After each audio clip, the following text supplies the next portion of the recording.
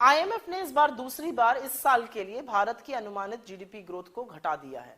7.4 से घटाकर 6.8% पे ले आए हैं, मतलब 0.6% की कटौती।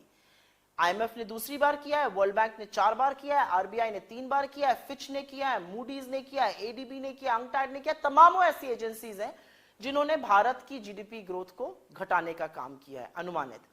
अब इसके क्या मायने हैं? इसका मायना है कि बेरोजगारी बढ़ेगी, निवेश कम होगा, लोगों की आय कम होगी, गुर्बत बढ़ेगी, गरीबी बढ़ेगी, और उस पर से छौंका लगाया हुआ है सरकार ने बड़े कमरतोड़ महंगाई का। लेकिन सरकार के प्रवक्ताओं की, सरकार के नुमाइंदों की तो सुनिए, तो वो बिना पलक झपकाए कहते हैं कि जी हम तो फास्टेस्ट ग्रोइंग इकोनॉमी है। इससे ज्यादा भ्रमित करने वाली बात दूसरी कोई नहीं है।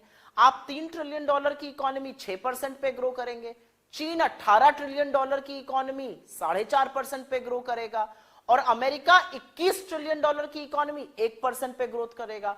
तो अनुमान लगा लीजिए किसकी ग्रोथ ज्यादा होगी।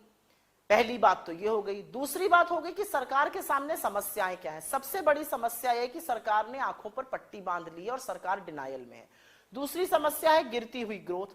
तीसरी समस्या है कमर तोड़ महंगाई। आज भी अगर सरकार चाहे तो पेट्रोल डीजल के दाम घटा दे, सेस खत्म कर दे।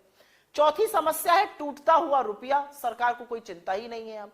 और पांचवी समस्या है करंट अकाउंट डेफिसिट, जो लगभग 3.4% इस साल का हो सकता है। सबसे बड़ी बात लेकिन इसमें यह, सरकार कहती है जी हम क्या करें, ये सब तो वैश्विक कारणों से हो रहा है। तो अगर वैश्विक कारण ही थे तो 2013 में क्या हम हाथ पे हाथ धरे बैठे रहते, या 2008 में हम हाथ खड़े कर चुके होते? आपका काम है वैश्विक कारण और घरेलू समस्याओं का समाधान करिए और रुपए को मजबूत करिए, महंगाई को कम करिए, अर्थव्यवस्था को सुचारू रूप से चलाइए।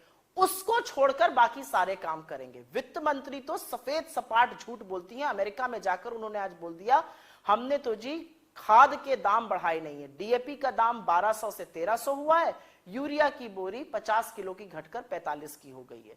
तो इस तरह के झूठ बोलकर अर्थव्यवस्था नहीं संभल सकती है, थोड़ा दिमाग लगाइए।